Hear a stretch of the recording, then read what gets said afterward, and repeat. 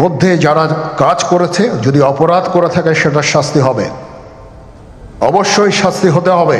এই যে আজকে গোপালগঞ্জে যে ঘটনা তারা ঘটালো, জঘন্য হত্যাকাণ্ড ঘটিয়েছে, আমি তার তীব্র প্রতিবাদ জানাই। এ পর্যন্ত 15 জন আহত এবং তার মধ্যে 7 জন নিহত।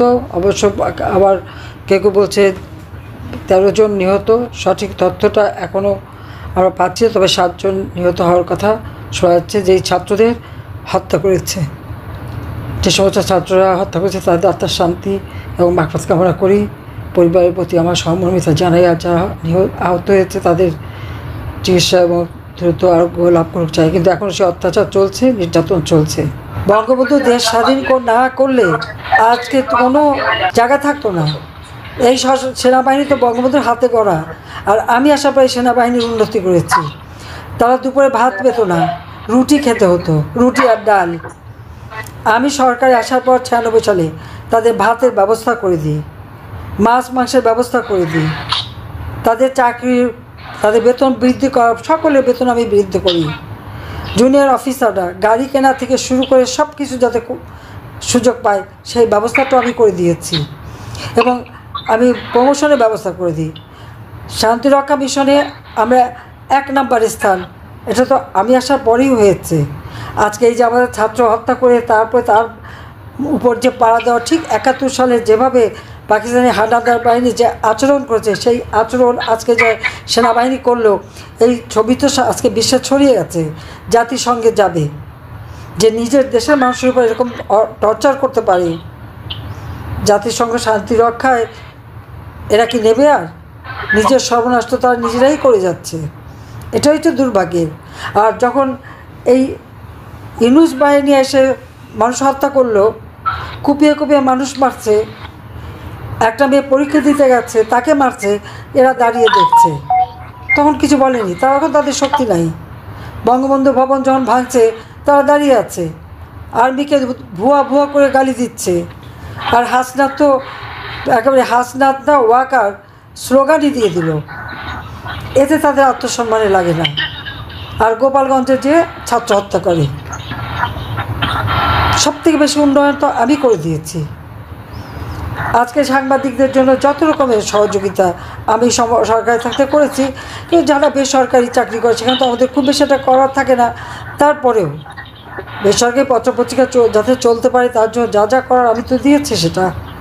তা আমি এই হত্যাকাণ্ডের তীব্র প্রতিবাদ জানাই, এবং সারা দেশের মানুষকে আমি প্রতিবাদ করবার জন্য এবং প্রতিরোধ গড়ে তোলার জন্য আমি আহ্বান জানাচ্ছি। কেউ এখন আর ঘরে বসে থাকার সময় নেই, সবাইকেই যে যা আছে তাই নিয়ে এখন পথে নামতে হবে এবং এই দুঃশাসনের হাত থেকে দেশকে মুক্ত করতে হবে। এবং সাংবাদিকদের বলবো, এখন সাহসের সাথে সত্য ঘটনা তুলে ধরতে হবে। আমরা যেটা চাই যে এদেশের মানুষ যেন নিরাপদে থাকতে পারে, কারণ সাংবাদিকতা, সংবাদপত্র হচ্ছে সমাজের দর্পণ, সেখান থেকে তো সব কিছু জানা যায়। আর সেইখানে আজকে সেই সাংবাদিকতার কোনো স্বাধীনতা নাই, দেশের প্রকৃত অবস্থা কিছুই জানা যাবে না। এটা হলো বাস্তবতা। এবং এখনও টেলিভিশনে গোপালগঞ্জের যে চিত্র দেখাচ্ছে, চিত্র তার থেকে বেশি ভয়াবহ। গলিতে গলিতে ঢুকে ঢুকে মানুষকে গুলি করছে। তাদের অপরটা কী করলো? আর এরা যায় কেন সেখানে? কাজে এই ঘৃণ্য অপরাধের জন্য এই এনসিপির সব কটা যারা ওখানে যে এই ঘটনা ঘটিয়েছে তাদের শাস্তি দাবি করি, এবং সবাইকে সোচ্চার হতে হবে এই দুঃশাসনের হাত থেকে মুক্তি করার জন্য। মনে রাখতে হবে, এই যা কিছু ওই ইউনূসের মেটিকুলাসলি ডিজাইনের মাধ্যমে করা হয়। আর সারা বাংলাদেশকে আমি আহ্বান করব, এবং যারা বিদেশেও আছেন সবাইকে বলবো, এই অন্যায় ঘটনার প্রতিবাদ করুন। এই জঙ্গি ইউনূসের হাত থেকে দেশকে রক্ষা করুন, দেশের মানুষকে রক্ষা করুন, নারীদের রক্ষা করুন, শিশুদের রক্ষা করুন। আজকে এখানে বিদায় নিচ্ছি, খোদা হাফেজ। এটা একটা চমৎকার সুযোগ অপরাধীদের জন্য, যেহেতু আমরা একটা অরাজক পরিস্থিতির মধ্যে বিরাজ করছি। তারা খুব ভালোভাবেই জানে যে এই সময়ে যদি এই সমস্ত অপরাধ করা যায় তাহলে এখান থেকে পরিত্রাণ পাওয়া সম্ভব। সেই কারণে এই অপরাধগুলো হচ্ছে। আমরা যদি সংগঠিত থাকি, একত্রিত থাকি, তাহলে অবশ্যই এটা সম্মিলিতভাবে মোকাবেলা করা সম্ভব হবে। Police, RAB, BGB, TGFI, NSI এগুলো দেশের জন্য অত্যন্ত গুরুত্বপূর্ণ কাজ করেছে অতীতে। খারাপ কাজের সাথে অসংখ্য ভালো কাজ করেছে। আজকে যে দেশের স্থিতিশীলতা, দেশটাকে যে এত বছর স্থিতিশীল রাখা হয়েছে, এটার কারণ হচ্ছে এই সশস্ত্র বাহিনীর বহু সেনা সদস্য, সিভিলিয়ান সবাই মিলে এই অর্গানাইজেশনগুলোকে, অসামরিক সামরিক সবাই মিলে এই অর্গানাইজেশনগুলোকে এফেক্টিভ রেখেছে। সেই জন্য আজকে সুন্দর, এতদিন ধরে আমরা একটা সুন্দর পরিবেশ পেয়েছি।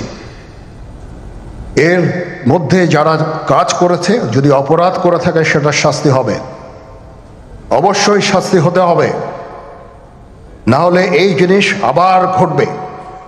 আমরা সেটাকে বন্ধ করতে চাই চিরতরে, কিন্তু তার আগে মনে রাখতে হবে আমরা এমনভাবে কাজটা করব এই সমস্ত অর্গানাইজেশনগুলো যেন আন্ডারমাইন না হয়।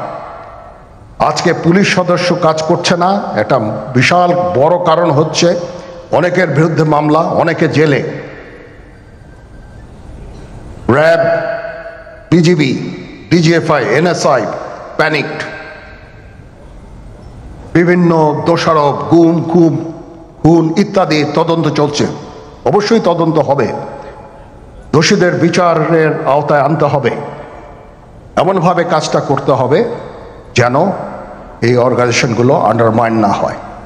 এই অর্গানাইজেশনগুলোকে যদি আন্ডারমাইন করে আপনারা মনে করেন যে দেশে শান্তি শৃঙ্খলা বিরাজ করবে, সবাই শান্তিতে থাকবেন, সেটা হবে না, সেটা সম্ভব না। আমি আপনাদের পরিষ্কার করে বলে দিচ্ছি, এই দেশের শান্তি শৃঙ্খলা রক্ষার দায়িত্ব খালি সেনাবাহিনীর না। 2 লক্ষ পুলিশ আছে, বিজিবি আছে, র্যাব আছে, আনসার ভিডিপি আছে, আমার আছে হচ্ছে 30,000 সৈন্য। এদেরকে আমি এই যে একটা বিরাট ভয়েড, আমি এই 30,000 সৈন্য দিয়ে আমি কিভাবে এটা পূরণ করব? 30,000 থাকে, আবার 30,000 চলে যায় ক্যান্টনমেন্টে, আরো 30,000 আসে। এটা দিয়ে আমরা দিন রাত আমরা চেষ্টা করে যাচ্ছি। এখানে যে সমস্ত উচ্ছৃঙ্খল কাজ হয়েছে সেটা আমাদের নিজস্ব তৈরি,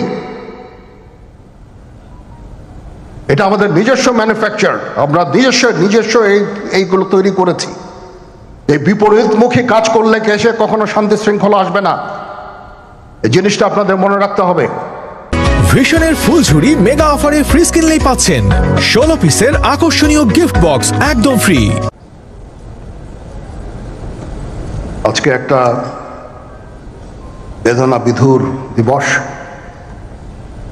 2009 সালের 25শে ফেব্রুয়ারি আমরা এই 57 জন চৌকস সেনা অফিসার, এবং শুধু তাই নয়, আমাদের কিছু কিছু পরিবারবর্গর সদস্যদের আমরা হারিয়েছি। এখানে আসার সময় এই ছবিগুলো আমি দেখছিলাম। এই ছবিগুলো আপনারা অনেকে ছবিতে দেখেছেন, কিন্তু এগুলো আমার সব চাক্ষুষ দেখা। আমি একটা চাক্ষুষ সাক্ষী এই সমস্ত বর্বরতার। একটা জিনিস আমাদের সবসময় মনে রাখতে হবে, এই বর্বরতা কোনো সেনা সদস্য করেনি, সম্পূর্ণটাই তদানীন্তন বিজিবি সদস্য দ্বারা সংঘটিত। Full stop. এখানে কোনো ইফ এবং বাট নাই। এখানে যদি ইফ এবং বাট আনেন, এই যে বিচারিক কার্যক্রম এতদিন ধরে হয়েছে, 16 বছর ধরে 17 বছর ধরে যারা জেলে আছে,